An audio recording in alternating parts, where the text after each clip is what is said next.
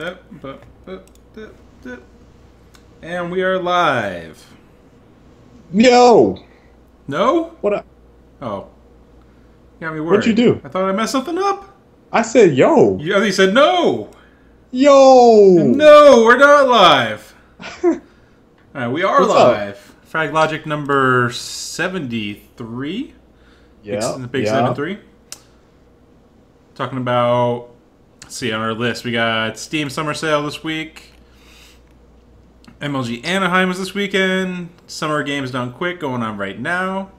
Got some stuff on athletes in universities that play video games. Athletes Quotes. playing video games. There's quotes in there. It gets shuffled around. You have to mix the words up a bit. Okay. And then we have lots of stuff. There was a lot of news around Battlefield and EA this week, so we'll be hitting up on that. And then Titanfall has an update, which they detail all the notes on earlier this week. Yes. It's been a crazy, my week, this past week has just been, I've been super busy getting the show ready to go, we got this one ready to go 50 minutes beforehand. Usually I'm the week, as soon as the show ends, I'm getting notes ready for the next week, but I've been swamped at the new job at Epic, so it's been crazy these last couple weeks getting settled in. So we still haven't gotten our stuff yet at my house. I took a picture of it. I do have video. I have it on my phone. I'm still not sure if I want to do a video tour yet. If I should do it before then after, after our stuff comes in. I got to think about that a little bit. But I've been slacking on my YouTube game because I can't make any videos, right? So I've been trying to do little odd stuff to kind of keep myself occupied. What's up, everybody? Drazy, Trix, Johnson, Hutchie, Markin, Kupo. But yeah, I've been hella busy. So I don't know if I told you guys, but so they have wallpaper. We got an old house. I'm renting. I think I told you guys that. I'm not buying it. We want to check out the area, stuff like that, before we settle in and try to buy a house. But pretty bold to swoop in and get that big house. Right. So we got this pretty big house. It's an older house. It's it was built in 91, something like that. And it's not older. I mean, it's not extremely not really older at all. Relative to some of the other houses that we were looking at, it is an old house. Anyway, so they had this wallpaper in their house, dude. Whoever was in there beforehand, and it is atrocious. It's just awful. So we were talking with the owner, hey, can we get rid of this wallpaper? So my last week and a half or so, I've been helping Christy take down this wallpaper, and did a little bit. I didn't do a lot of painting. She wanted to paint, so this is her project. All I care about is one room in the entire house. One room, the entire house. So we got a 4-bedroom, 3.5 bath, and all I want is one room. So when that room is all decked out, we're gonna do a little video tour of the room. I got it all planned out in my head. I'm ready to go. Video tour of a room? Of the video room, tour of a room, Kale. Video tour of a room. It's gonna be nice. I'm anxious. I got it all planned out in my head. Whew. Anyway, so we got rid of the wallpaper in my daughter's bathroom, painted it up, took down the light panels, put on new panels on the lighting stuff. We got to do that in a couple other rooms, replace door stops. Christy, you guys, her design mind is crazy, right? So crazy good. She wanted to do all the doorknobs because the doorknobs were older and they had a little bit of rust, a rustic look on them. So she, I don't know what it's called. It's a deglosser, I think is what it is exactly. So it's a paint deglosser. You put that over, it takes away the shine and whatnot. So she did that to all the doorknobs and then put this gray metallic spray paint over all the doorknobs, everything, and it's looking banging upstairs. So we got to finish downstairs to make it match. But Like, if I can't wait to do some before and after stuff, because like I swear to God, we're gonna end up raising the value of this of this house like when we leave so much. It's ridiculous. So yeah, that's been my last like week and a half. I got electric and I got internet in the house, and we got our king bed, and that's it. So it's like electric, the bed, and you're just a desk away from being set. And internet. All I need is no, Colin. I'm not a desk away. I'm on our old laptop. Yeah, I need my tower and my monitors, and then I have to buy a new desk. So I'm like, I feel like I'm like at like 25% right now, maybe less. I feel like a shell of my former self right now. It's not. Not gonna remember how to make videos by the time you get up. I'm not. Not gonna remember how. Luckily, I've been practicing a little bit at Epic. So, games I've been playing. That's all the life stuff I've been doing. Games. I have not played an Xbox One game in a week, or since like whatever. What did I play? Max: The Curse of the Brotherhood. I have not played an Xbox One game since that went on. Xbox Live, Gold games. I played Fortnite. I've been playing some Fortnite. Got to get up on that because we got this event coming up this weekend. Brave Frontier on my phone, and I've been playing the shit actually out of Mario Kart 8. I'm actually getting legitimately good, Colin. Only get like an hour or so each night, give or take. But Christy and I we're not sucking when we play online, and we're coming in like. I'm getting consistently like third, fourth. Christy is she could it depends. Like if I use the pad, I'm getting third, fourth. We actually figured out how to switch the controls from motion controls on the Wii stick, motion stick. Okay. But it's still awful to try to play with that because like the back button, like you have to use it and it doesn't form fit right on your hand. So I mean she's getting fifth. Sometimes she'll get third, stuff like that. But we're doing pretty well. I got my first couple first place finishes. I'm feeling good, Colin. I told Rackzilla the other day, I was like, I don't really talk a whole lot of shit when I play games, but I feel like Mario Kart is a game where I don't play it enough. So if I beat your ass in Mario Kart, like I feel like I should be able to talk shit to you. I want to so bad. Like. And that's what happens to us on Gears, right, Colin? See, so, like, this is why people get like the elitist competitive gamer stereotype. Exactly. But here's the thing. I am super careful at work about it. I swear, man. I have to hold back. I have to hold back so bad. And I get hyped up. Like, people hype me up all the time. So I have to, like, be less than the hype. And keep holding it back to not be the asshole elitist competitive gamer. But so, like, if you go and break the entire stereotype for the industry just because you think you're shit and you think you're the shit in Mario Kart, listen, you're going to ruin the entire thing. It'll all come toppling down. I'll be gone. You'll be gone. Colin, listen, I'm craving. Bravo will be gone. It's going to be a whole industry, just one by one. Here's the thing, though. Colin. Ghost. Nintendo prevents you from doing that shit. Like, they have predetermined messages that you can say to people in game. Like, you cannot type shit. You can't say nothing. You can type in, like, I'm new. I'm playing with tilt controls. Good game. That's how it is in Hearthstone as well. Right. So it's like... Well played. Well played. Well played after every mistake. So I was telling Christy, I was like, I just need if it just said, instead of good game, if it just said GG. I just need a GG. And I would just spam the shit out of that. GG, GG, GG. But I was looking at disrespectful ways to win, right? And so there's a video that came out like this week. I think Polygon posted it, where this dude was playing Rosalina. I commented on the video. And he's in first place, right? He has a green shell behind him. This dude's second place is coming up. And right as he gets to the finish line, the guy in first place, he like turns his motorcycle to the side, or she, backs it up, and like just as the guy that's in second place is about to cross the finish line, he backs the green shell up into him, blows the dude up right before he crosses. Then he gets in first. So I'm thinking I need to figure out how to do like disrespectful. You said you've won a couple games. That's all you said. You said you've won a couple races. I know, but I'm already thinking about how you're gonna pop off. Right. But I've been the match I've won, Colin. Like the ones where I'm in ahead, like I'm way ahead of everyone else.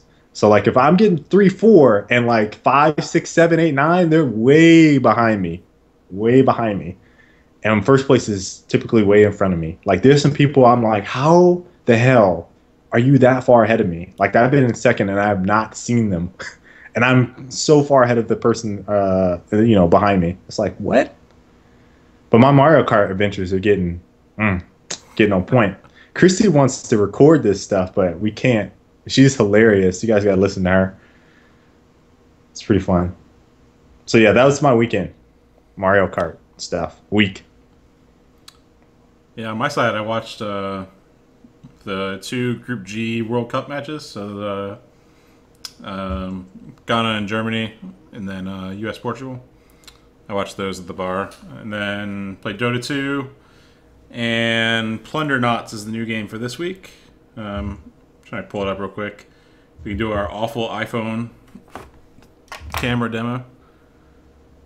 So it's like a you build your ship and then you battle and then you go collect stuff. It's free to play.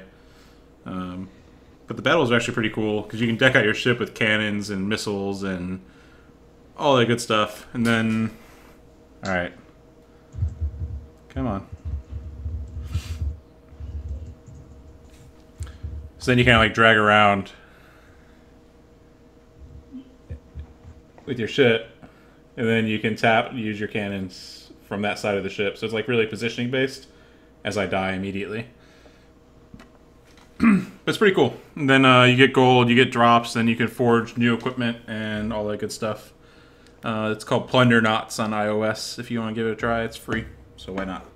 Plunder Knots. Is it only on iOS? Let me look right now. Probably. I'm kind of sick of this. If you're making a mobile game, if you're making a mobile game and you decide to release on the iPhone, that kind of pisses me off because there's really only 2 platforms that you need to release on: iOS and Android. Like, why not just release on Android? Small amount, man. Small amount of cash. It is coming on Android if it's not out already. So there's that. It's upcoming. And I think I mentioned Dota. I played Dota, and then I watched a couple streams. Yeah, which was MLG Anaheim. I watched the finals, EG versus Optic.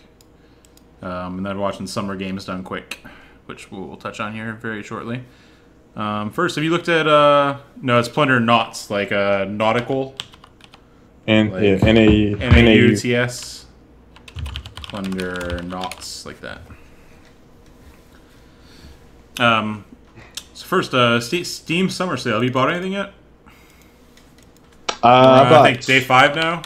I bought Tomb Raider. I didn't have Tomb Raider, so I bought that for $4.99, and I got Witcher 2 because I think I was talking to you and a couple other people about it. But I'm interested in getting Witcher 3, and everyone's like, "Well, if you play Witcher 3, you got to play Witcher 2." So before Witcher 3 comes out, I'm going to run through that. And I don't know if I'm going to get Witcher 1. I don't think I'm that interested in it. It was really different and not very good to me, personally. I had trouble getting into it. Okay. So those are my only 2. I mean, there's been some other games that I've already had that are really good deals. Right. Like Darksiders was one. Like Darksiders 2, actually. I think it's $7.49 right now. Or it might be lower than that.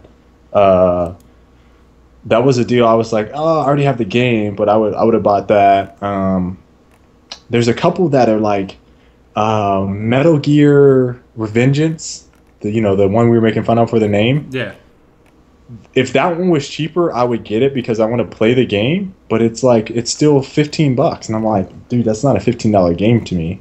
So there's no way I can buy that one. And then there might have been like 1 or 2 other ones. I think Metro is also on sale today. Yeah, it's $6.79 for the complete. Okay. I've held off buying anything, and I've opened up like 4 or 5 different product pages, like considering it, and then I've held off every single time. I'm really considering getting Awesome Knots for 99 cents. 99 cents? It's pretty. I already have the game. It's pretty good. And then Brothers is $3 currently, and everyone loved the shit out of that. So those are the two which I'm eyeballing, and I can pick up both of them for $4. But at the same time, it's like I don't know when I'll play these. See, Big, I already had Nidhogg, so I couldn't pick that one up. There's so many deals. With Awesome Knots being MP, it doesn't really make sense to purchase it if you're just going to play it eventually. You know what I mean? But you kind of have to play it now or never, pretty much. Will was talking about a game called Contagion, which was on sale the other day, and it's like a Left 4 Dead type-ish game, multiplayer only. My issue with that is, like, I think he said it was $2.99 or $4.99. I just wouldn't play it. That's my issue with that. I have no interest to play it, even though he was like trying to push me on it. I looked at it, I watched like 2 or 3 videos on it, and I was like, I'm just not gonna play this. And there's been a couple games where I've heard people talking about it, and I've been like, nah, not gonna play it. So, Yeah, I guess the thing, like, I keep seeing games, and it's like, I'm just not gonna play that. Right. I know myself. If I can't shoot things, I'm probably not going to play it. How long is the sale for? I think the sale ends June 30th. I think that's right. It's usually like a couple weeks, right? Yeah, I'm pretty sure it's June 30th. Dre, has anyone played Nether? And has any... I've heard very bad things about Nether from the DayZ folks that like to play DayZ a lot. But I think the game is $2.99, so... I think once you get under a certain price point, like for a PC game, it's almost like it's free. Like you might, it's just free. Yeah, like I don't know how you can. If you were actually interested in playing the game in the first place, you can't possibly be disappointed for anything less than $4. Right. So it's weird how like the psychology of game purchases like are for people. So like, let's say Nether was on mobile for $2.99, I would be like, fuck this, I'm not paying $2.99 for this game. But it's like PC game, it's like, oh yeah, I can see it for $2.99, but it's just like it's the same amount of money, but it's like the platforms are different, so you know you're going to get a different experience, I guess. I mean, at that point you're paying with your time, you know what I mean? Like, even if you play the game, you're paying with your time because it's more valuable than the game was. I think Saints Row 4 was also pretty cheap. But I'm not interested in playing that because, again, Saints Row is just another one of those games which I would end up... did we play 2? 2 was out, I think, when we were at eBash. Is that right, Colin? Yeah. Okay, so I played the first one, and I think we played 2. And I like Saints Row, but it's like GTA 5. Again, I keep saying this. GTA 5 is coming out on PC. Like, my life is over once that game comes out on PC. Like, I'm going to spend a lot of time on that and probably Evolve, a couple other games. But, like, I don't have any interest in playing a sandbox game where I'm going to run around and just take cars and run people over and shoot people because I'm going to do that in GTA 5. So, it's another game where it's like, even if, and I understand Saints Row is, like, so ridiculous over the top for the latest one, but nothing. Can't do it. I just have no interest in playing those kinds of games currently. There's so many of them now. The sandbox? It's just sandbox open world. It's oversaturated now, in my opinion. There's really only like... But if I was going to play one, it's going to be Grand Theft Auto pretty much every single time. Yeah. Tricks, those mods, man. I have GTA 4 PC. The mods, dude, just crazy. Monitoring Nether's player base before and up till now. Before this sale, it had 600 players. Today, it had 10,000. Now it has 6,000. That's the thing about the Steam Summer Sale. Like, you'll see people play the games, and then, dude, that game will be a ghost town in a matter of days, if not, like, maybe a couple weeks or so. Yeah. So, it's really good for getting people to purchase games and getting exposure to games you probably wouldn't have played otherwise, but at the same time, like, people look at that as like quick disposable games rather than something they're going to sink a lot of time into. So I don't see it being a huge long-staying Surge. Really like the character creation in Saints Row. I wish GTA had that. See, GTA is so story-driven, though. Well, story-driven in that they want to make a story about the characters if you play the plot line. Also, this weekend is Summer Games Done Quick. It's actually streaming right now. That's they do it twice a year now. The charity stream for speedruns and all that stuff. Collecting for Doctors Without Borders. They're currently at 125,000, I think is what it was when I checked. I watched Resident Evil 2 last night, and also Mega Man, I think, the night before. And then actually, one of my favorite games is Wild Arms, right? So I looked at the list of runs, and I didn't see it on there, so I actually just Googled to see if anyone actually runs it, and found a guy that ran it, and I was like, sweet. So I watched that last night, even though it wasn't part of Summer Games Done Quick. It's like, fuck your schedule. I'm gonna go watch what I want. I guess the guy had applied or whatever to be one of the games that runs, but he didn't get in. Really? Yep. What is his time on that? It was like an hour and 40 minutes is what it came to. What? It works out well with that game though, because the music is so freaking good. It is. And then he uses a ton of glitches and exploits, and he also, because the dialogue, you can't skip it. It finishes populating. You can speed it up a bit, but you can't skip it all entirely. So you get some of the dialogue and the cutscenes as well. Seems like it'd be a good game for them to run. I don't know why they didn't. But yeah, so I watched that last night at freaking 2 a.m. Just watched the whole hour and a half thing. Went to sleep. But yeah, so anyways, they're running through the 28th collecting donations. Nice. And you can see the run list on their Twitch page. This is still in the Steam Summer Sale. Christy just called me. Hold on one second. I'll be right back. Right.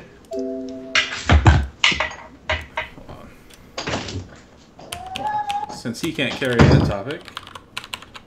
I also watched MLG Anaheim over the weekend. I don't know if any of you guys watched it at all. They had the highest attendance for a single game in MLG history for Call of Duty.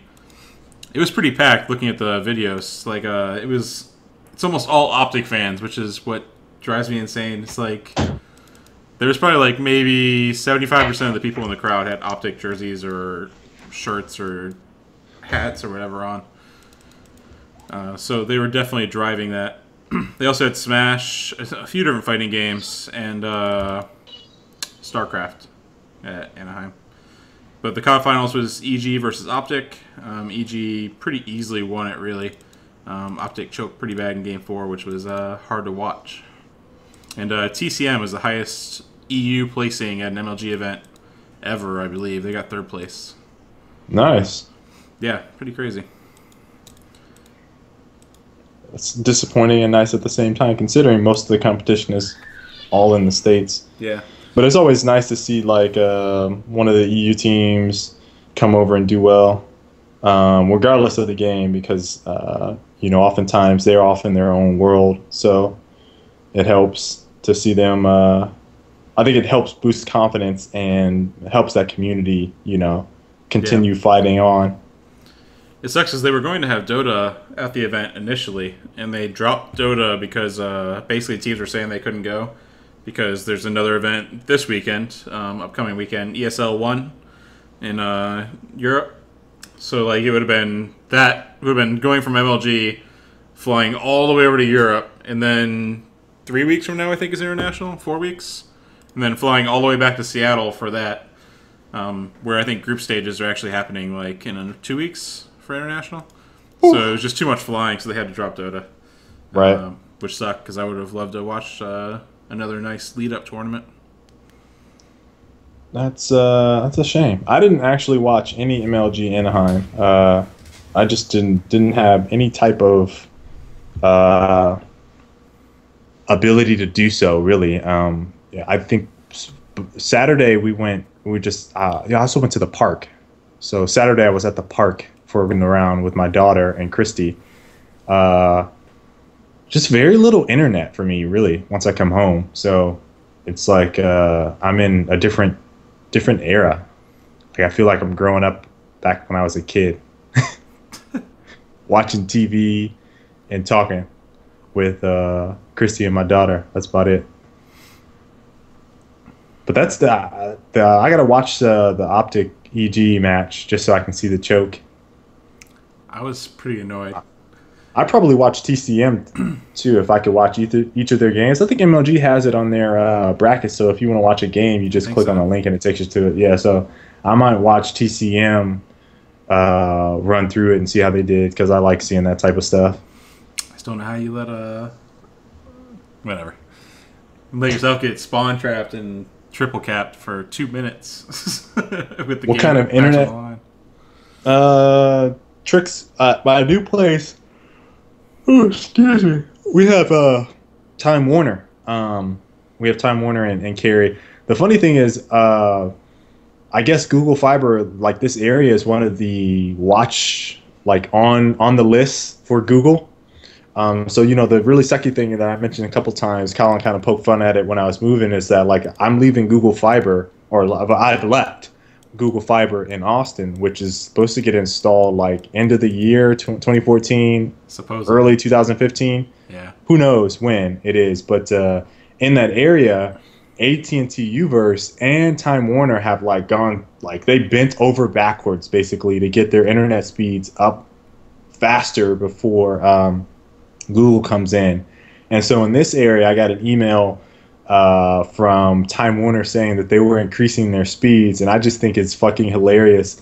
Like, why would it take someone to come in and say, look, this is like, you can't be giving people shitty ass internet like this, so let's make it a lot better. Why would it take someone to do that before you say, okay, yeah, sorry, we were fucking up. Let's increase your speed. Like that's lame. Like they're not doing right by customers, I don't feel like. So just fucking sucks. I hate Time Warner like with a passion. But I can't get 2 lines. That's unless I get a business line in my house, which I got to look into that. So they won't let you get 2 lines. Either. I can't get 2. There's no other company. I might be able to get 2 internet lines with Time Warner, but I can't get 2 lines from 2 different companies. So my reasoning for doing that is like my experience, and I think a lot of other people's experience with Time Warner has just been horrendous, right? So like I remember growing up, Time Warner shit was always down, like for no reason. Like there was no storms, no nothing, just down. Like you'd be like, I can't get on the internet right now. This is like all high school, middle school, late middle school, high school, like internet just down. I'm on the phone, like everyone knows this, right? So what do they say? Have you restarted your router? Just do a power cycle. That'll fix it. Yep. Try a power cycle. Wait 30 seconds, and then restart it, and then I'll ping your router and I will see if it's working. And then you do all that, and it's like, no, I'm sorry, it's not working. So like by the time like we were, I don't know, maybe 2 years in, like I knew everything that they were gonna say to me before they would say it's like, yes, I did that. Yes, I did that. Yes, it's not working. Like, come check it out. So like, the reason I got 2 lines is because my experience with Time Warner has always been so shitty, and like you guys have seen it on when we've been streaming. Shit, the past like year and a half, like I've had Time Warner because they had faster speeds in Uverse when I was in Austin. And like it just randomly, like the frame rate will start dropping, the internet goes out, the streams will drop, and it's like, just oh my god, come on. So I'm kind of pissed off that I don't have 2 lines right now. So I'm legitimately looking into getting a business line running in the house. I just don't know how much that's going to cost. So expensive as shit. We'll see. There's a company that's doing 40 megs, 4 megs up. But I want to get a dedicated T1, which it'll be like, I think it's 20 down, 20 up, something like that is what T1 is, I think. I think that's right. Or 1010. So that would be better for streaming and doing stuff. But like if you get a dedicated line, it's usually like a couple $100, and I'm like, I don't know about that. So we'll see. We'll see how that goes. Internet struggles and carry. I hope Google Fiber. I will move where Google Fiber is. If it comes to this area, we'll just Trying to pack say up that. and Oh, leave. okay, in that area. We'll just pack up and leave our place, and we're gonna move where Google Fiber is gonna be in Cary or Raleigh. That's the plan. Other news. I'm not gonna really talk too much about this. I'm just gonna say it as an industry wide thing. I think this is kind of it's not good. Just because there's you never like to hear this or see this, but Crytek supposedly in trouble. Kotaku's now reported on it. Crytek denied the claims on Eurogamer, but a German publication has also reported that Crytek is close to bankruptcy or something's going to happen. And there was a rumor that World of Tanks, those guys, Wargaming. Okay, Wargaming was thinking about buying them out or could buy them out potentially. And there's also been rumblings from employees from Crytek that they have not been paid on time. So I don't know what that necessarily means. Obviously, Crytek being one of the other engine providers like Unity, Crytek. Is DICE really doing anything with their engine? Like, they're not. I don't think so. I don't think so. So it's like really just Unity, Unreal, and Crytek out there for the most part. So I think that's kind of. I mean, obviously you want to have a lot of competition, and I think one of the things I read, I don't know if it was Kotaku or just someone that was reporting on it, was saying that like some of the initiatives that they're doing right now is like they're struggling. So it's like what's the game I was playing? Warface. Yeah, the source is the Warface hasn't worked outside Russia, which also means that GFace, which was their like web front end kind of launcher system and social system, is struggling because no one's using it. So those are the two big ones. Right. But they're currently shifting. Like they're doing lots of free to play games based Free on to what they've play. announced so far. Mm-hmm. So that's gonna be interesting to see how that pans out for them. But yeah, I mean that's some news. We got some links so you guys can kind of read this stuff if you haven't seen it already. I saw Markin says he didn't actually hear about it. This is Kotaku, and this is Crytek denying things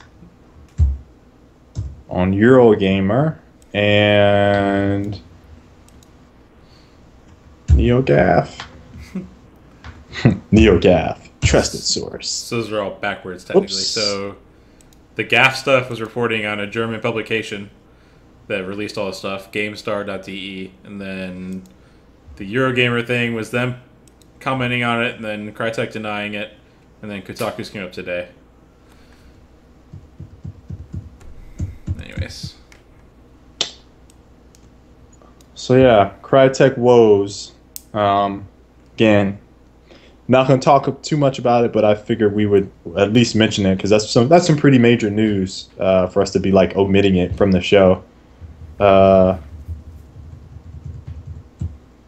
we at? League of Legends? Yeah. I didn't pull up the article for that. I'll grab it if you want to start.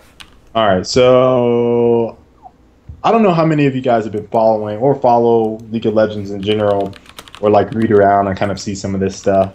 So Robert Morris University in Illinois is now offering scholarships similar to that of athletes for players that are playing League of Legends, basically. And I don't know, obviously I don't know the size of this school, I don't know the scope of this, but there are a lot of colleges right now that have like leagues for League of Legends. And so to see a university kind of pick this up and acknowledge that this is a sport, regardless of the clout of the university, is certainly intriguing. I think my biggest issue that I think I have with this, obviously I was a scholarship athlete in college, played football. Obviously I play competitively. All you guys know that. My biggest issue is that this doesn't scale long term. Like you can offer a scholarship for League of Legends, but in like 15 years, I mean, hey, I think League of Legends will still have a some inclination of a player base. It might look vastly different, but you can't really offer a game specific scholarship. You can say, hey, we have a scholarship for games in esports. But then you have to acknowledge what it would be trending at that time. So the scholarship itself would probably fluctuate, right? So it would be, this year it's Call of Duty. Next year it's, or maybe the next 3 years we're going to guarantee scholarship for Call of Duty if you're interested in that. You know what I'm saying? So I find it hard to attach to a game specifically for the industry when it's so unstable in terms of games that have kind of risen to the top and could potentially knock another game off of their high horse, like StarCraft. I thought StarCraft 2 was going to be the biggest thing since who knows what because it was so big in Korea. But like I feel like League of Legends and to some extent Dota have probably chipped away at the StarCraft players and just kind of eaten them and absorbed them and then grown bigger than what they were previously offering. So, for a game to come in, let's say 10 years from now, when this is even bigger, what is the next 10 years for something like technology where it's always iterating, it's always changing? How can you offer a scholarship for a game in a technology industry like this where at any given moment a new game can release and then it completely demolishes the player base or to some extent the player base for a game? Like it just doesn't make sense. So I don't think that holds up long term. And big, yeah, Dota, CS, League, StarCraft, yeah, sure, they all have some type of stability, but like, look, CS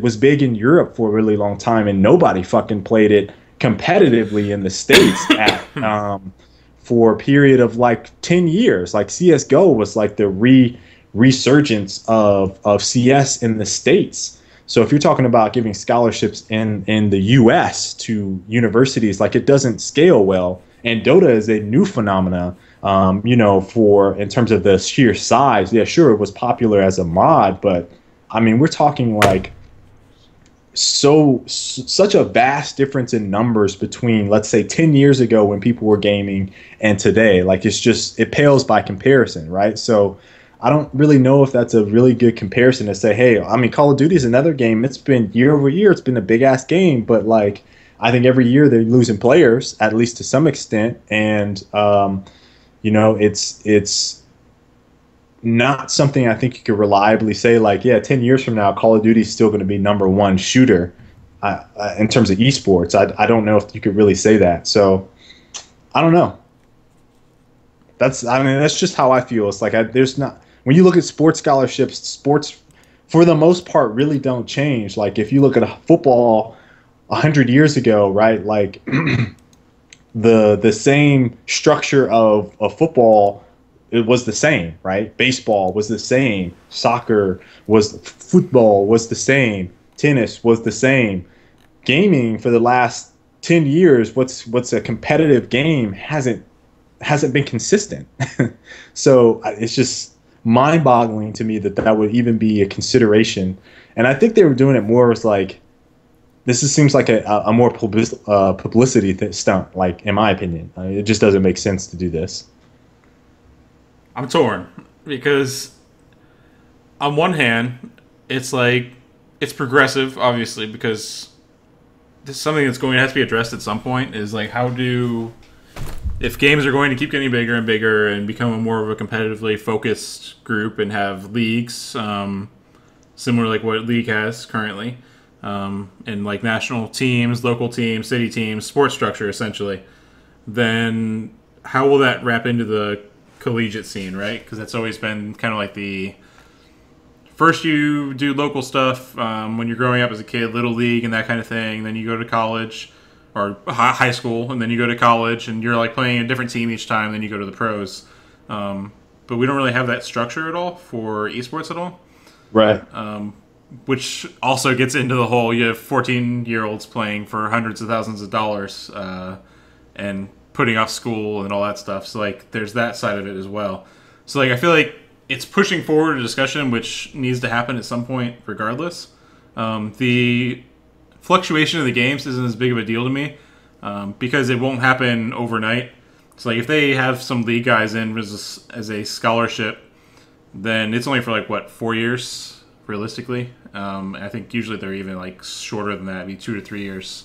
Does the game, like, here's it, I mean, that's exactly my point, though. It's like, would you do a year-to-year scholarship, which is what a lot of sports have gone to most recently, is year-to-year? Yeah. Or would you say, hey, okay, we could do this 4 years, and then all of a sudden, well, this game just fell off, so... What's the thing, like, I don't think it's comparable to, like, basketball or baseball or any of that. But colleges also give out scholarships for chess, tennis, you know, like, sports that generally don't have as much of a competitive scene as esports does. Obviously, in this case, they're specifically targeting the Collegiate Sports League and the North American Collegiate Championship that Riot's running. So, like, they have a couple events in this case in mind that they're targeting, kind of similar to how if you were to train for the chess nationals and grand finals, you know, like that kind of stuff. Right. So, like, in this case, I can see it being a scholarship for that duration of that league. I do wonder, like, I have no idea how that is handled, if that stuff changes or fluctuates. Like, I just have no idea. But I think it's the same way. Like, I doubt that the chess league is necessarily invincible. You know, like, it could fall off too. So it's kind of like, I don't know. I think that it's a move towards saying, like, hey, we're interested in doing this for esports. The games don't really matter as much. I would rather them come out and say that instead of making it a game-specific scholarship. That is my issue. That's my biggest issue with, you know, this in general. It's like, and that's what I started this off with. If you're going to have a scholarship for games, why would you make it for League of Legends when you're in an industry where technology is moving faster than basically the games can produce them to keep up with the tech? So it's like, I mean, the logic behind making it game specific doesn't make sense versus saying, yeah, this is a game scholarship. League of Legends happens to be in it for this year or whatever. These next couple years is the game that we're going to be supporting. And obviously, Riot has done an excellent job incorporating their game and their culture into the college scene. So I think that definitely helps propel and you know, make people aware in that space that, hey, this is a scene that has very passionate people in it. Gaming in general, esports in general, has very passionate players that could be considered a sport. So I think it's definitely something that I would like to see a lot more people talk about, you know, over the next couple of years. Personally, I wouldn't mind if we can get him on the show. I wouldn't mind getting Sonny on the show to talk a little bit about this, and possibly like a couple other, maybe some people from Riot or League of Legends players themselves, because, you know, this is a discussion that I think needs, like you said, it needs to happen. Like, you know, we were talking with Zach years and years ago about what he wanted to do with like GG Circuit, and he was talking about, you know, his biggest issue with esports, and for you guys don't know who that is the owner of eBash, right? So they're running the Gears of War tournament this upcoming weekend, and so, you know, I worked a lot with him very closely for structuring out GG Circuit at the time. And, you know, him and I had a lot of discussions about the structure of esports. Like, there's no solid structure. Like, you could hop in when you're 8 years old. Like, we had, what was that, Gringo? Yeah. So, I mean, I can't remember the kid's name, Gringo but Jr. Gringo Jr. And then there was coming in Poison. when he was six years old. Low Poison was 6 or 7 or 8 or something like that, and playing with the big boys, so to speak.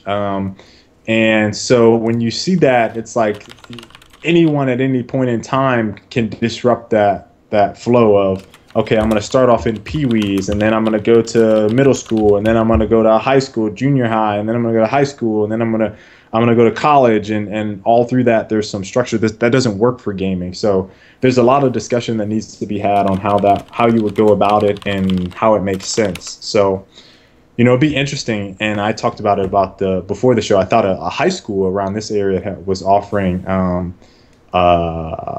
League of Legends as a curriculum, but I was actually thinking of this article. I thought someone misquoted it, but you know that got me on the topic. It's like, what if this, you know, is in schools now, and like people are playing it as their gym like elective. Let's play some League of Legends for 45 minutes. Oh, that'll be the whole class. We'll talk about the teamwork experience afterwards. I mean, it's just kind of weird thinking about that now. At the same time, like the traits and qualities which are supposed to be what you're gaining by having competition and organized sports is also really tied into like what you have to do to be competitive in a gaming environment. You know, like teamwork, organization, practice, like continually working towards it. It's all stuff which is like the justification behind those scholarships, and I feel like all of them still apply to esports except for like the physical component. But again, like you also have scholarships for chess, you have scholarships for engineering, you know, like you can go all the way through all the academic areas. So like there's probably an area in there which makes sense for it, where I don't think it's necessarily that out of line in that regard. Again, I wouldn't compare it directly to football or basketball programs, and I don't think it's anywhere near the same amount of money either. Me either. It's gonna be like four dudes. And again, I just mentioned that as like there is no structure, like it's just not possible, right? So it's just I'm not saying that that's the way it needs to be at all. So anyone that is trying to interpret that as, I'm just presenting that as like, hey, when you think about the structure of things, how it works, how can you have a scholarship for it? I'm just more like kind of, I don't want to say playing devil's advocate, but it's just more like, you know, just throwing out a question like, how would this work if it were in a structure? Because you can't have that. It just doesn't make sense, right? So I think it's just vastly different. It's going to be like a VGHS, Freddie Wong series. Yeah, high school is just for gaming, and college is just for gaming. I wouldn't, you know, there's a lot of schools now that are specifically getting into game design. So it's like, you know, why not? Could do my why not? FPS courses and my RTS courses. Why not? It could be there at some point. I mean, it's I think if someone I don't think it's was that like, out of line. I think separating by genre works personally, and then just you're committed to playing whatever you need to play for your school. Think about this. With MLG, how old are they now? About 10 years old now? No, 12 years old. 12 years old, 2002. That sounds right. So think about 12 years ago, someone saying, "Hey, you can get a scholarship for playing video games." Like, yeah, I could just like people would look at you like, okay, right? Like that just this sounds crazy. I don't need to study. I'm just thinking my scholarship for playing video games. All I have to do is have a passing grade, and trust me, my teachers won't let me fail because they need me on the League of Legends team. So can you guys imagine like for some of you that are around my age, like your parents 10, 12 years ago, you know, like I can remember my mom saying like, you know, get off the games, you know, like go do something, or like go outside for a little bit, whatever. And even before that, like when Mario and stuff was out, when I was like you know, 8, 9, 10, I was playing Mario and Ninja Turtles and GoldenEye and stuff like that in the 90s. To think about like them saying like you need to stop playing the games and go the fuck outside, like compared to now, it's like, well, shit, I can get a scholarship playing League of Legends. I'm just gonna sit my ass down on my computer. Like, that's crazy to me. Just fucking crazy. Yeah. Yeah, I'm just confused that who will this collegiate athletes play if they're playing for money in MLG events, and every actual athlete suddenly just got ammunition to go against the bullshit NTA amateurism. Yeah. The two leagues that were called out, CS Star League and the League Collegiate Championship, both of them are scholarship funds, which I think is usually how other groups do it. Like I don't think you play for a actual prize in like chess or science competitions or math competitions or anything like that. Right. It's usually paying off your school. So that is I think that is probably the most intellectual conversation we're gonna have today on the show. Because now it's just fart jokes the rest of the way. Yeah, now I'm just fucking ending with it's gonna be shit that's pissing me 30 off, minutes of like, fart jokes from here on out. just retarded shit. Where are we at? All right. So I think I mentioned this. Was it last week? I think Array was on the show last week, and he said in the comments, it might have been the week before. And there's an article in here. You guys can look in the comments. Like, I am so fucking sick of people talking about they need objectives to play games. Like, there's a guy, and I'm going to read this to you. And I linked it there in Twitch so you guys can take a peek at it so you can know who I'm talking about. I'm not going to read the guy's name. I'm not trying to call him out. But this line of thinking, this logic, doesn't make sense to me. All right, I don't care if you can be highly skeptical of the scope of No Man's Sky. I see that as a legitimate argument. Like, you have in your mind, and now they've been very, again, I'm kind of playing both sides of the fence. They have been very quiet about what expectations they want to set to you about what No Man's Sky is. They're not like, oh, you're going to discover millions of planets, billions of planets. You can go from seamless. Like, they're not talking any of that. All they've done is literally dropped some videos for people to look at, and then they left it to your imagination. So, like, if your expectations are way out of proportion with the actual scope of and the understanding, like, what's the size of this studio that's making this game, then I think you're setting yourself up for failure beforehand. So I'm just saying that right now before I start reading this. Anyway, so this guy, I really feel like I'm rather alone in being highly skeptical of No Man's Sky. The game has looked really nice visually at the VGAs and most recently at E3, but I'm just not hooked yet. Because while it has some really fantastic visuals, I need to see what goals you'll be attempting to achieve outside of just exploring procedurally generated worlds, which can be a negative and of themselves if not handled correctly. And between the 6 months or so that passed between the VGAs and E3, I still don't know what will be giving the game the staying power to move it beyond the $15 game you pick up and forget about weeks later when the novelty of its most prominent feature or gimmick wears off. It also doesn't help that the gameplay they've shown has come off as rather canned. I don't want to see some choreographed footage of ships flying in perfect unison from one planet to another. I want to see raw gameplay footage with this kind of game. A game this ambitious being worked on by only 6 people or so just brings out the skeptic in me, and the way this game has been presented to the public has reminded me of Watch Dogs and how that game wasn't the crown jewel of the next generation that it appeared during its pre-release showings.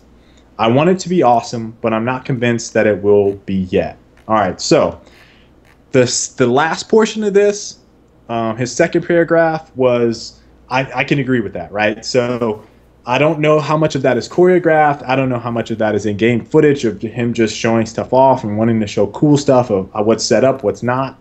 I don't know any of that, right? So again, that's just leaving it up to the imagination. Now, what Ubisoft did was, like, they were saying shit like they expect.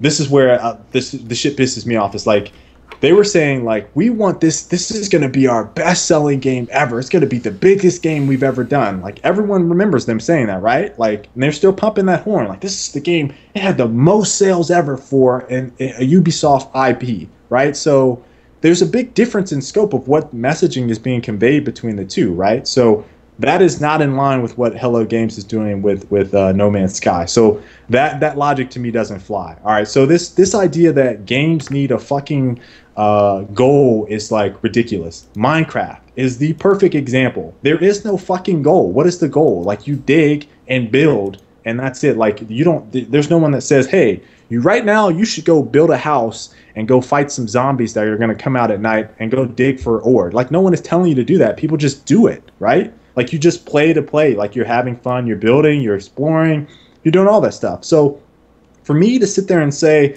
a game needs to have goals, like, or for anyone to say that is like, what the fuck are you talking about? Like, some of the biggest games don't have goals. Like, you don't do shit in the game. You do what you want to do. Like, there are no goals. You don't need set goals. You make your own goals. So for me, like those people should say like, okay, I might not like this game because it doesn't have the structure for me. They don't need to say like, I hate when people word it like the developers, they need to have some goals for this game to sell me. They need to have this. No, like you need to find a game that has your specific set of goal parameters for you to be interested in the game. Like that is hogwash bullshit to me. Like that needs to stop. All right, so someone calls them out on this, right? They're like, in a world of Minecraft, DayZ, Terraria, etc., we still think games need defined goals. Like that's my argument. I said that last week. Like, what? Like you make the goals yourself, right? He comes back and says they don't need to have defined goals, but they need to allow you to create goals. What? Like you create your own fucking goals. Like do what you want to do. Like I said to Ray last week, like go explore. Like a goal could be to go explore every planet that you can in a set number of days. The goal could be to find X number of new creatures per day. The goal could be to go off in space and find some crazy ass space battle and go take a ship. Maybe if you can do that, that would be a goal. Like you don't need to. They don't need to supply that to you. The idea of it is exploring, and this is why I think the game is so compelling to me. Is that like open space is one of the things that has not been explored to great lengths. And the studio that's doing this, and I said this, well, every time I talk about No Man's Sky, the one studio that's doing it has millions and millions of dollars in funding, and we have seen a fraction of what could potentially be that game. So for me, I am excited for it just because they are not doing what everyone else is doing, and this is actually a game that seems like is pushing the boundaries of what next gen could be. Not this bigger sand. Look, we have a bigger sandbox. You see that mountain in the distance? You can go to that. Like they're not selling that canned response that we hear year after year after year after year. You see that in this world is 17 times bigger than the last world that we created on the last gen systems. No, they're not saying that. They're saying this is open space. Like go explore. Like that is really powerful to me. So their messaging is like just their messaging hasn't said that, but the idea of that is much bigger than saying, oh, your world is 17 times bigger. Go have fun in this 17 times bigger world. Like what? That's stupid to me. So I'm sick and tired of this critiquing of games or saying that games need goals when you see an open-ended world in certain games. Like there's nothing that you that any developer needs to adhere to that says that you need goals in order to have fun. Like that's stupid. Stupid. The goal is to have fun. Stupid. Stupid. Muy estupido. All right, so that's my rant because that I saw that, I was pissed off and I was like, fuck this. I got to rant about this today again because I'm sick of this shit. No Man's Sky is my shit. Fuck you if you don't like the game. My expectations are, I think, in line with the size of the studio because I understand how that shit is. For what it's worth. Fuck you. For what it's worth, I played Minecraft for like 10 minutes and quit playing. Because you need goals. You need structure, right? You need multiplayer. I need something worth... Yeah, that's what it is. You're right. Now, here's the flip side. Here's the flip side. I played Starbound. I have 250 hours on Starbound. I thought I had 100. I have 250 hours on Starbound. And I was just going around finding planets, digging, like looking for new planets to build. And like, I had a blast playing it, right? But you're looking for better equipment always, right? Not necessarily. I was looking for worlds I hadn't found. That was my goal. Not necessarily new equipment. But that helped. I think that helped. It helped. That helps in Minecraft too, right? Upgrade your stuff. Like that structure helps. But Minecraft, again, there's nothing that's saying, let's explore. Let's be Dora the Explorer. There is no Dora the Explorer in either of those.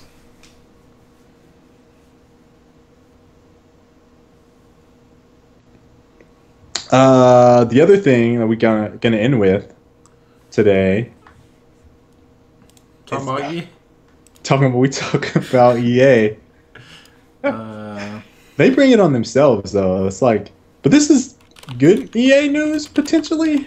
There's a bit of, I think there's going to be a bit of sarcastic like poking fun at it a little bit maybe, but for the most part it's good news. Would you say so, Colin?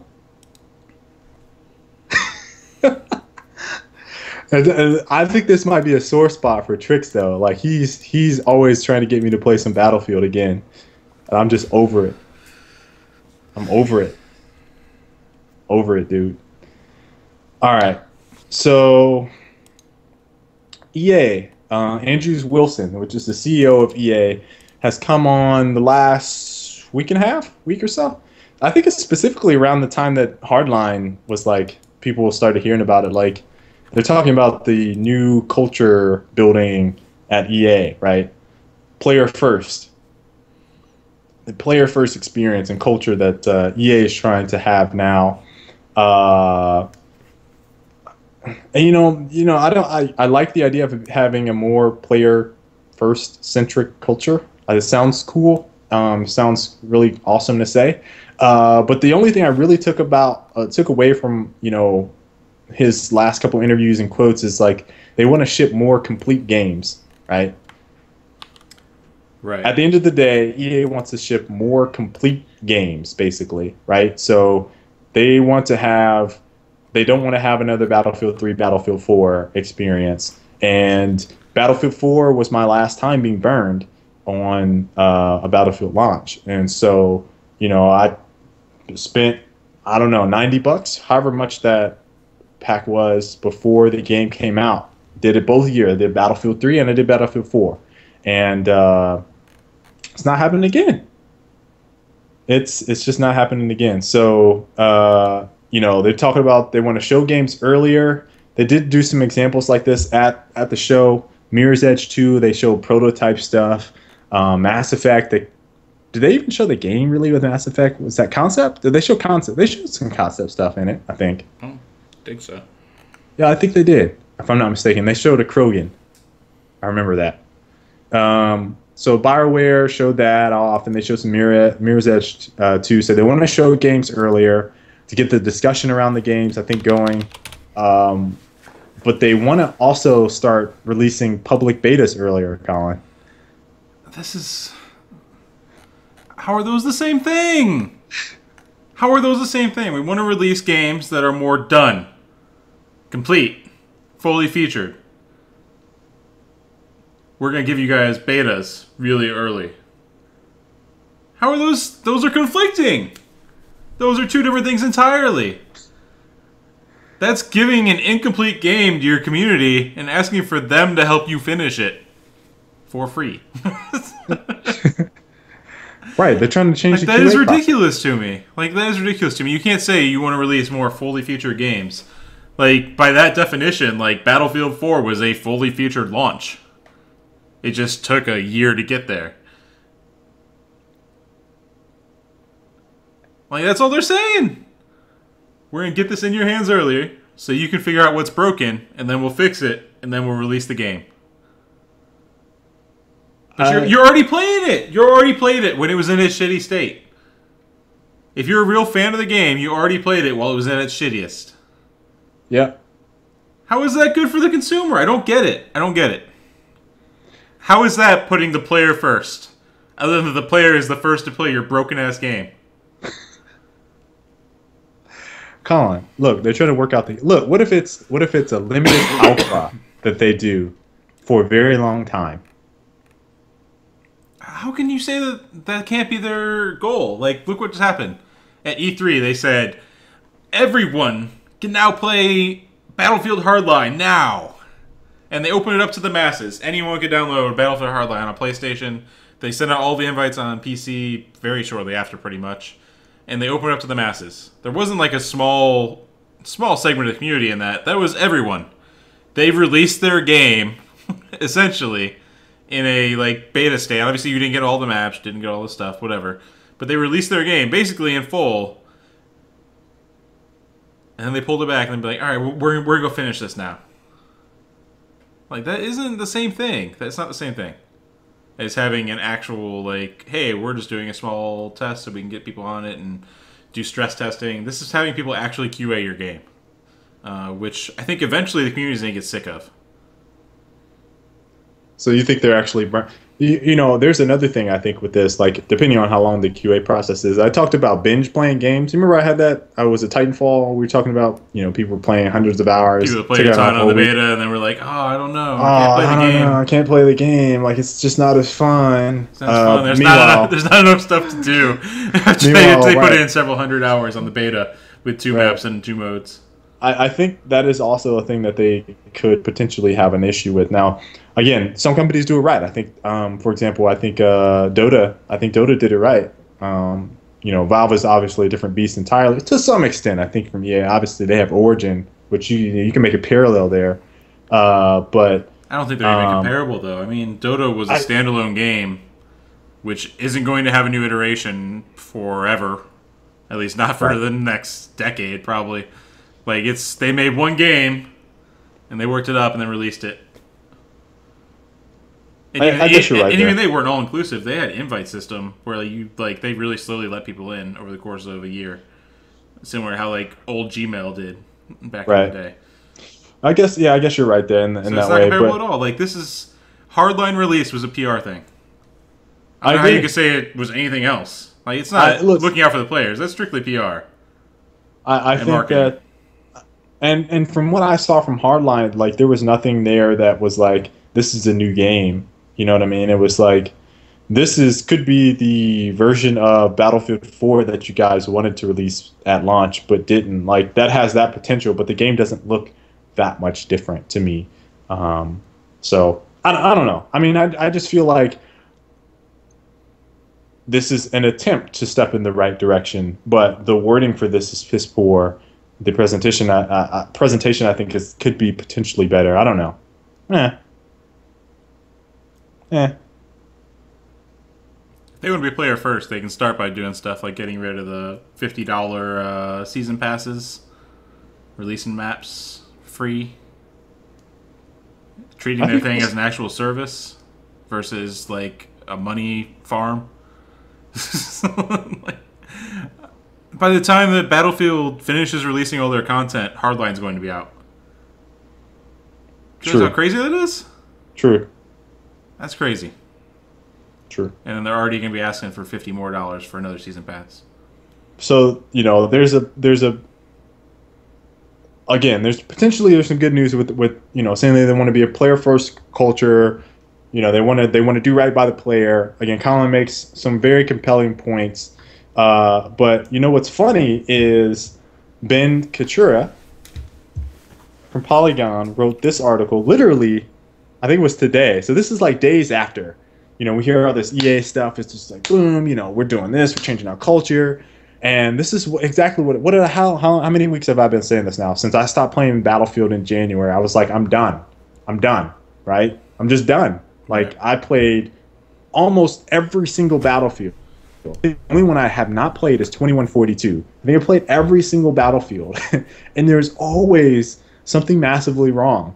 And the biggest two for me were BF3 and BF4, and the reason that those are so they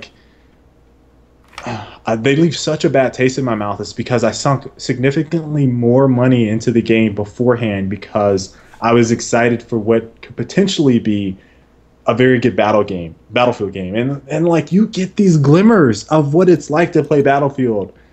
You got it in BF4, and it's I can enjoy that, I can enjoy it, and then the next game I can't play. Then I reboot everything up, play the next game I can't play, and it's and that's just unacceptable, right? So Ben makes a very good point, and he's listen, I'm not going to buy Hardline until way after I know that shit is working. So regardless of if they're changing all their culture, you have lost me as an upfront sales customer. So I need to hear that your product is good before I am going to make a purchase. And that is what I've been trying to, and that needs to go for not just EA, that needs to go for a shit ton of games across the board. Yeah. That having that standard in your mind, I will not buy this game unless XYZ changes. And I think that is the only way that you can make compelling arguments. And I think ultimately, by you having a poor launch, and EA was on just a bad streak like last year. It was like the last couple Sims, and then years. Battlefield 4, and Sims, then no, well, let's BF3, or sorry, then BF3. Yeah, Sims, then BF4 was like, I mean, that's just very, very bad for them. So, having those type of multiple bad user experiences can be detrimental to user or consumer loyalty. And so, Ben's points in that article just ring true for me, especially after BF4. Like, I can't see myself buying. Um, at least a Battlefield game. Like, and here's where the caveat is going to be: it's like I'm going to get Battlefront, not because, um, I, not because of the association with like Battlefield and EA, but more because I love Battlefront, right? So it's like I'm just going to buy Battlefront because I want to play a Battlefront versus, and I think that's where the one area where I kind of trip up is like I got to buy Battlefront, right? So everything else though is like I gotta wait on it, and I feel like maybe even Battlefront I might go. what But if they here's the release thing, the beta and then it's like this is Battlefield 4 with blasters? right?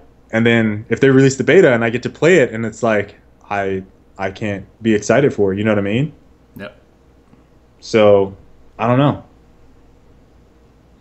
And yeah, Tricks. Listen, I've said multiple weeks now, Battlefront is going to be awesome with the Frostbite engine. We talked about this theory crafting, what the game would be like.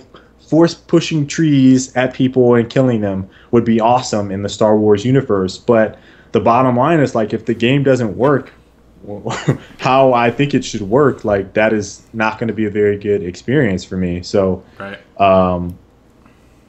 That hurts. I hope. Obviously, I'm super skeptical, and I personally really dislike the practice of throwing early betas. In this case, it's like we're gonna release a beta and then just fix things for several months until we have our game done. As far as bugs go, so like I don't like that practice. I think that eventually people are gonna get burnt out on it. But it seems like the general message behind what they're trying to do is correct. It's just I haven't seen anything that would indicate they're following that direction yet. Right. That's how I feel. So, who knows? Maybe in the end, they will right the course. He's only been there for 9 months, I think. Right. Yeah. So some potential there. Last thing, TF. Yeah. I haven't touched Titanfall in a while. I haven't played Titanfall in 2 weeks, 2.5 weeks. I have my Xbox One. I have no. I think I was saying this last week. Like I have no motivation to play if I can't record stuff. It sucks. I just don't want to play matchmaking. And this update finally has matchmaking fixes, so maybe that'll be the time. But the lack of matchmaking is what has me not wanting to hop on Titanfall at all by myself, you know what I mean? So the new update number 4 was announced, coming soon. They don't have a date for it. I think last time that meant they submitted to CERT was pretty much what that coincided with. Featured game modes. The modes are really... I'm upset they haven't tried anything unique and interesting. Mark for death is basically assassination. One player on each team is marked, and then you have to kill them and you get a point. And then Wingman Last Titan Standing is Last Titan Standing with 2v2. So not really excited there. It's another playlist, which goes back into the matchmaking thing we talked about a few weeks ago. Mm-hmm. Titan burn cards. That's something that probably should have shipped with the game, I think, personally. Titan insignias, so you'll be able to put emblems and stickers on your Titan, which is cool. I wonder how visible they'll be is my biggest question, but it seems like it's should be pretty neat. They have the matchmaking updates. There'll be auto balance, basically, where it'll balance team skill and player count, and you'll be grayed out in the lobby until the teams are set for in-stone. Titan OS voices, so you'll be able to have different Titan voices for your Titan stuff. Then there's a bunch of balance changes, which is probably the most interesting bit. Satchel's getting nerfed against pilots, since that was one of the big things that everyone complained about. It's funny, these actually seem pretty heavily taken from like what the PC community had decided on for their bans and stuff. Right. Because the shotgun also got nerfed, so it's a bit shorter range now. The carbine that everyone complained about had its mag size reduced from 30 to 24. And they also added some kicks, so it's a bit hard to use at long range. The SMG has faster fire rate, and it is better at rodeoing Titans. It makes it the second best behind the LMG now. The Hemlock, which no one used, takes 1 less bullet to kill now. Before, I guess, it took 5 at long range. Now it takes 4. The G2 is going to be 3 shots regardless of range. That used to be 4 shots. It used to be 4 shots, and then silencer was 5 or 6, something like that. Anyways, 3 shots always now. The Titan plasma railgun had the FOV change so that you can see more of the area around you, basically, while you're ADSing. Right. And Big Punch Ogre got nerfed, so you can't just run around like crazy with the Big Punch Ogre. No nerf to the arc cannon is the only big omission, which specifically the capacitor. I'm surprised they didn't do anything about. It's really surprising. Although I think we were close to potentially coming up with some counters to that, but again, we fell. As soon as I moved, like everything fell off. It's really like, good even in pubs. Like, yeah. I'm surprised. Yeah. Yeah. All in all, it seems like a good patch. The matchmaking stuff is what really needs to be fixed and resolved. Yeah. And that is it for the show. Do some Q&A. Yeah, wrap it up. Q&A. Is that your? That's the new jingle. That was the jingle that I was talking about, right? Boop, boop, boop, boop, boop. Q&A. Q&A. Eventually, we'll get that recorded and soundboarded, and I'll have a soundboard. Throw on when we talking about EA on there. The Q&A jingle.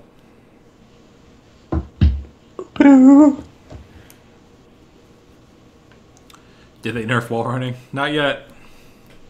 Not yet.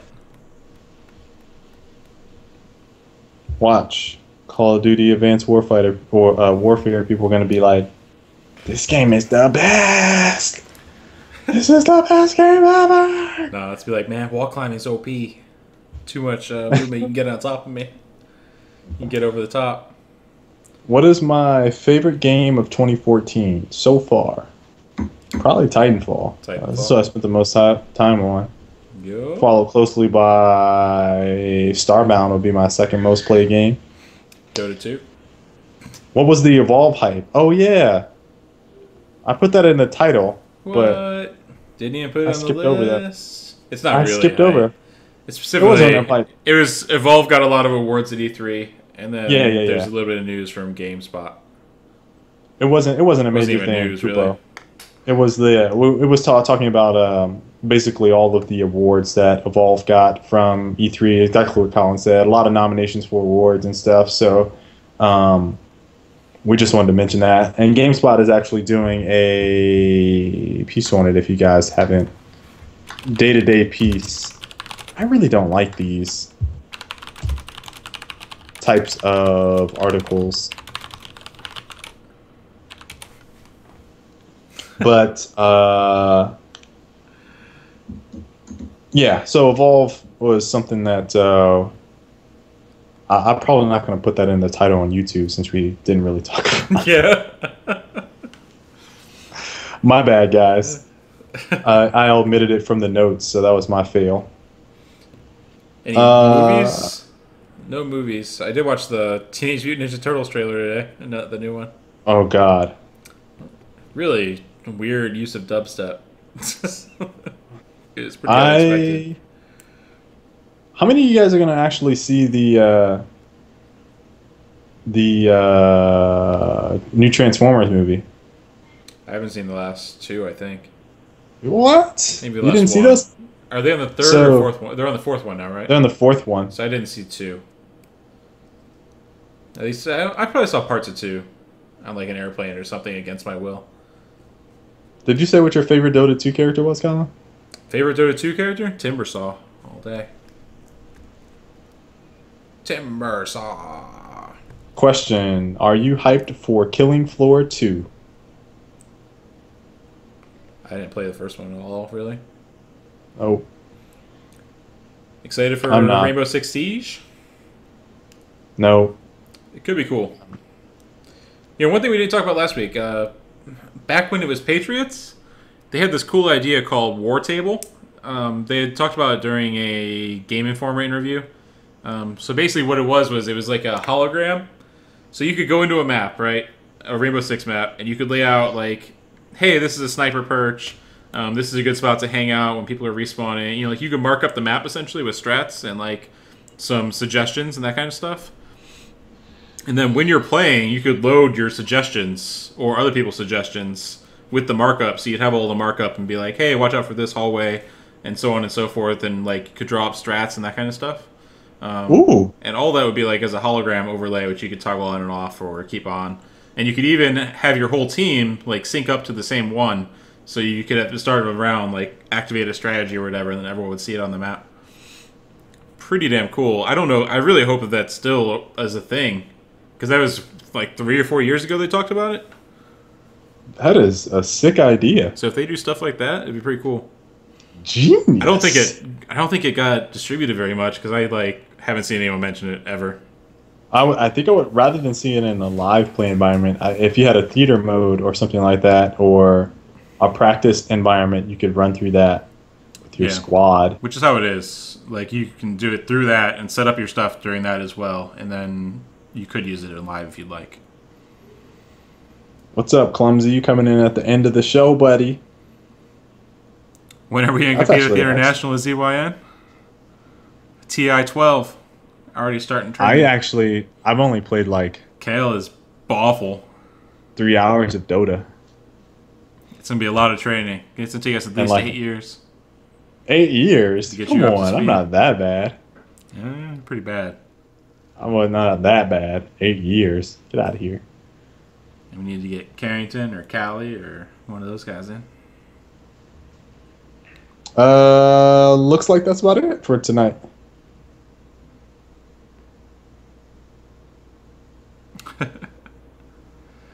All right. Let's go ahead and wrap it up then. This was Frag Logic episode number 73. We'll be back next week talking about whatever the hell we want to talk about. Yep. Every week. That's what we do. So thanks for watching, guys, and have a good night. Later.